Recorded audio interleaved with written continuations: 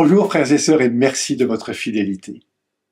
En quelques versets, Jésus donne un visage à la communauté de celles et ceux qui le suivent, des hommes et des femmes dont il cite les noms.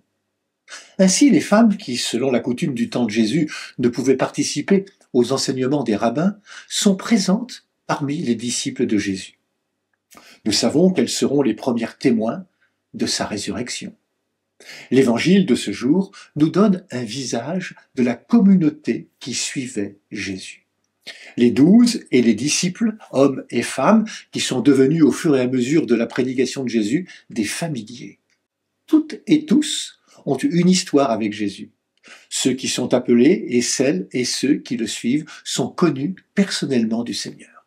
C'est à une femme que le ressuscité donnera mission de transmettre sa parole. Va trouver mes frères et dis-leur que je monte vers mon Père et votre Père, vers mon Dieu et votre Dieu. Marie de Magdala alla annoncer aux disciples qu'elle avait vu le Seigneur et qu'il lui avait dit ces choses. Ainsi, elle est missionnée par Jésus pour réveiller ce qui s'était éteint chez les amis de Jésus. Jésus non seulement ne refuse pas les femmes dans son entourage proche, mais souvent il les défend et pose publiquement des actes qui leur redonnent leur dignité bafouée. Il reconnaît leur foi. Une étrangère ira jusqu'à le faire changer sa propre compréhension de sa mission.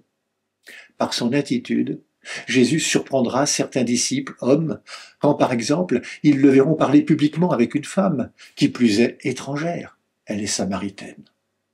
Ces femmes, citées comme disciples de Jésus, ont d'autant plus d'importance que ce que les livres de la Bible ont été écrits dans un contexte où le masculin est plus que prédominant.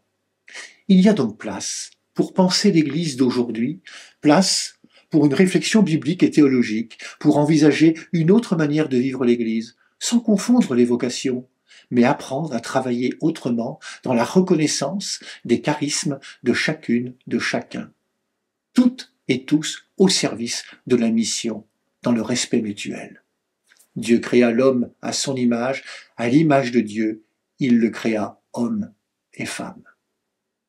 Bonne journée à toutes et à tous, prenez bien soin de vous et des autres.